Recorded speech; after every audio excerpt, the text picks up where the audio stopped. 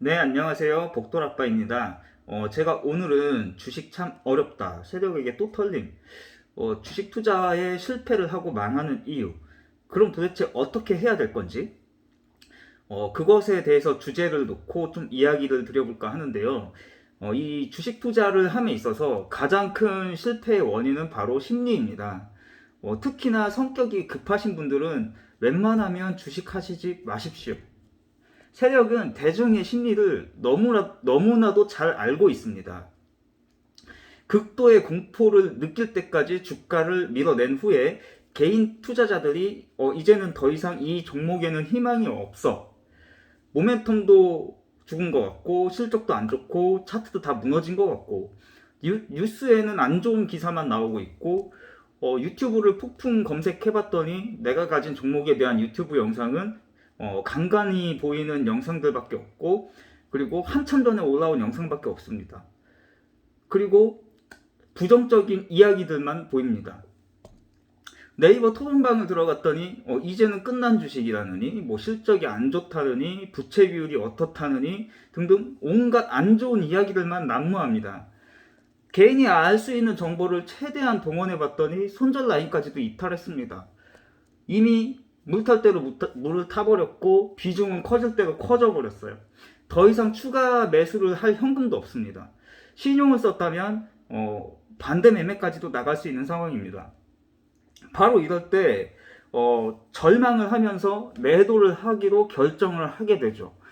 그러고 나서 다음날 장이 열렸는데 내가 손절하려고 했던 라인 밑에서부터 스타트를 해버립니다. 마지막 마지노선이라고 생각했던 가격까지 이탈을 해버리는 거죠. 눈앞이 완전히 깜깜해지면서 자포자기 상태가 됩니다. 결국 손가락은 매도 버튼에 올라가게 되고 매도를 결정을 하게 됩니다. 그렇게 매도를 하고 나서 이렇게 생각합니다. 차라리 어제 팔을 걸. 손절 라인 왔을 때 팔았어야 했는데 내가 이 종목을 산 것이 나는 너무가 후회가 돼. 그렇게 팔고 났더니 다음날 해당 종목의 주가가 한 번 더 하락합니다. 그리고 이렇게 생각하겠죠. 그래, 그래도 잘 팔았어. 이 가격이라도 잘 팔았어.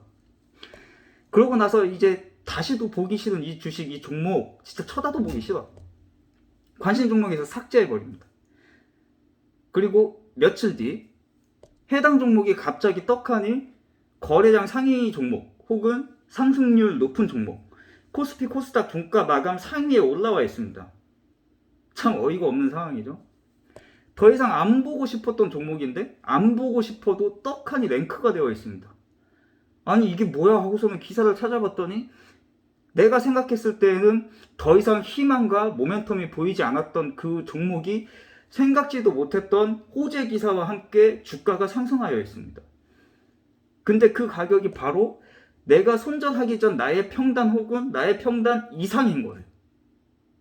내가 며칠만 더 참았더라면 혹은 나의 평단 이상까지는 안 왔더라도 이미 주가는 뭐 10몇 프로 뭐 이런 식으로 올라가 있습니다. 차라리 이때 손절했더라면 이런 생각이 듭니다. 그러면서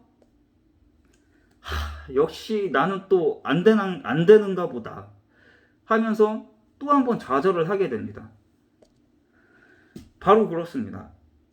세력에게 맨날 털리는 이유는 심리적 싸움에서 진 것입니다. 나의 마음이 조급해졌고 인내심을 잃고 멘탈이 흔들려 버린 것이죠. 가장 큰 원인은 나에게 종목에 대한 확신이 없었기 때문입니다. 나는 이 종목에 대한 확신이 없었기 때문에 이 심리적인 싸움에서 져버린 것이죠. 물론 아무런 믿는 구석 없이 무조건 맹목적인 확신은 오히려 독이 될 수도 있습니다. 하지만 결과적으로 그 해당 주식이 다시 나의 손절 전 평단 이상까지 상승하였다는 것은 그 안에 분명히 내 자신이 놓치고 있는 무언가가 있었다라는 것입니다. 그것을 보는 눈은 우리가 키워야 되는 겁니다. 그래서 주식이 참 어렵고 실패하기 쉽습니다. 하지만 또 반대로 내가 이 주식 투자를 잘 할 수만 있다면 주식은 반드시 해야 할 투자입니다. 그 확신을 갖기까지 우리는 무엇을 해야 될까요? 해당 종목을 매수 전에 충분한 공부가 필요한 겁니다. 차트만 잘 본다고 다 되는 것이 아니에요. 물론 차트에는 심리가 녹아 있습니다. 차트를 어느 정도 볼 줄 아는 것은 이제는 당연히 갖추어야 될 능력이 된 거예요. 차트뿐만이 아니라 해당 종목의 재무 상태도 보아야 되고, 매출액은 꾸준히 평균값을 이루는지, 아니면은 상승을 하고 있는지 하락을 하고 있는지, 아니면 혹시나 매출액은 비슷하지만 영업이익은 늘고 있는지, 매출액은 하락하지만 오히려 영업이익은 오르거나 혹은 나빠지고 있는지, 지속적인 실적 부진은 있었지만 그것의 원인은 과연 무엇인지, 단기적인 것인지, 지금 당장은 실적이 안 좋아도 추후에는 이 기업의 실적이 좋아질 거라는 전망이 있는지 등등, 혹은 또 부채 비율은 늘고 있는지 적어지고 있는지, 부채 비율이 늘었다면 무엇 때문에 늘었는지, 과연 그 부채는 어디다가 사용을 하였는지, 이거를 공장을 증설을 하기 위함인지, 아니면 신규 사업에 대한 추진을 위함인지, 아니면 현재 급급한 당장의 상황을 막기 위함인지 등등의 확인이 필요합니다. 물론 어떤 종목을 단기 트레이딩 관점에서 당일에 매도를 하기 위한, 당일 매수 매도를 하기 위한 그런 트레이딩 관점에서 접근할 때에는 이것은 무의미합니다. 하지만 스윙 투자를 하겠다 라고 하시는 분들한테는 이것은 당연히 체크를 하고 넘어가야 되는 영역이라는 거죠. 하지만 재무 상태가 안 좋음에도 주가가 치솟는 경우도 굉장히 많습니다.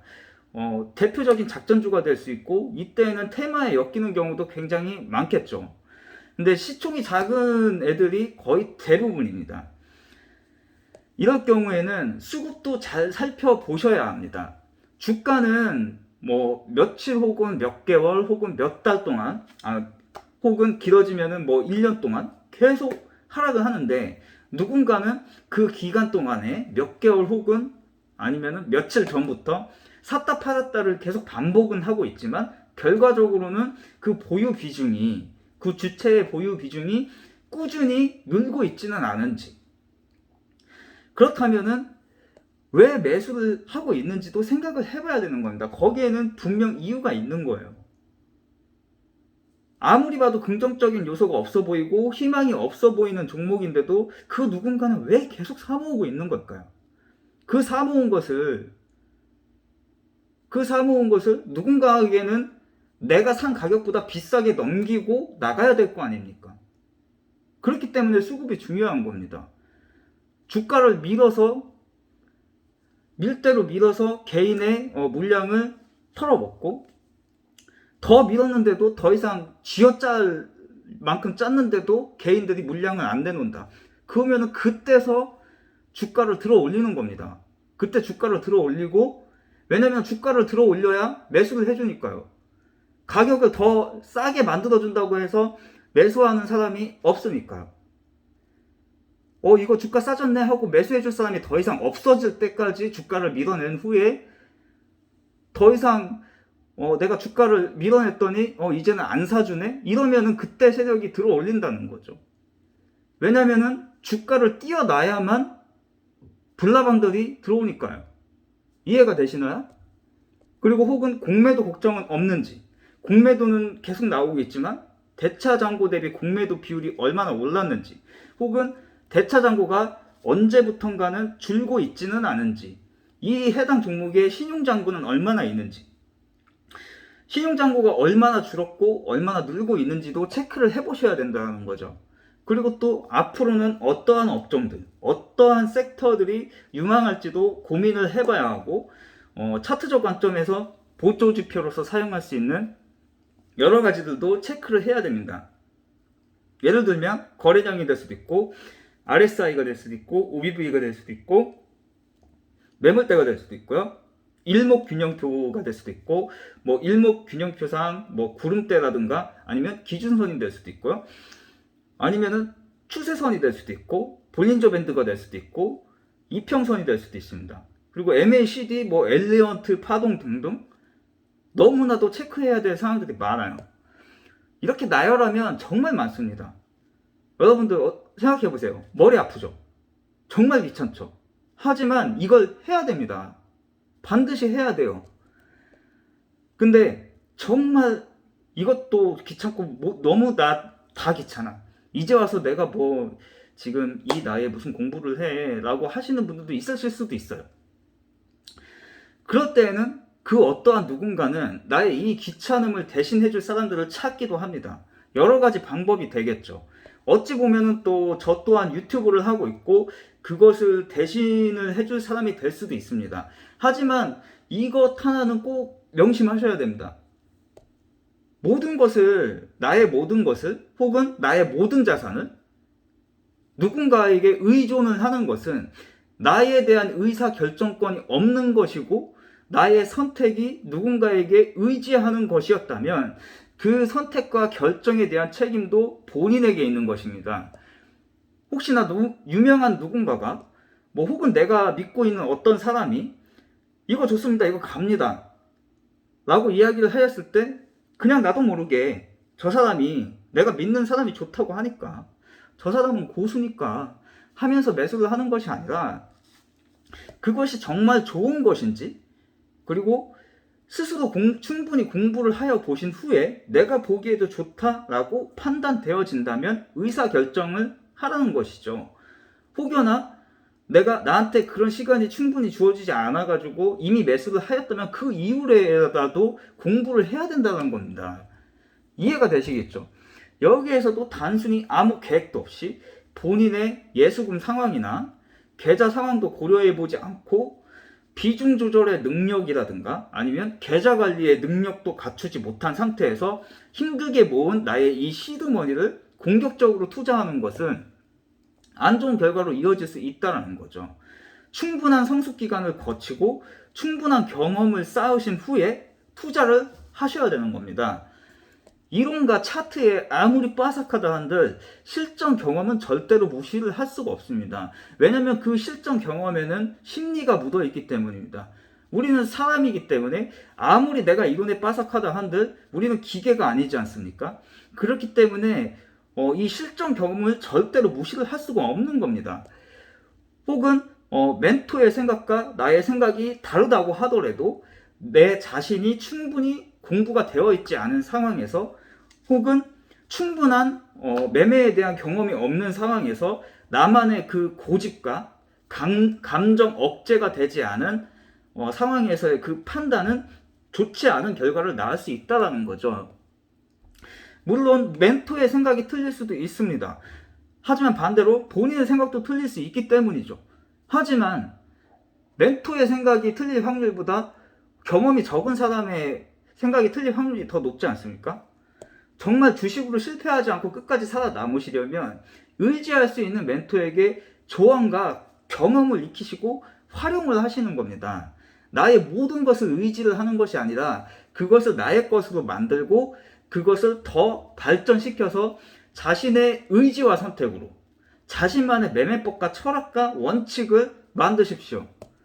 그리고 그 어떠한 경우에도 흔들리지 않을 확신을 가질 때까지 공부를 하십시오. 그것을 지킬 때 이 영상을 보는 여러분은 여러분이 그리는 그 그림의 목표에 한 발 더 가까워질 것입니다. 네, 감사합니다. 오늘은 여기서 영상을 마무리하도록 하겠습니다. 돌아오는 내일 장에서도 꼭 성공투자 되시길 바라겠습니다.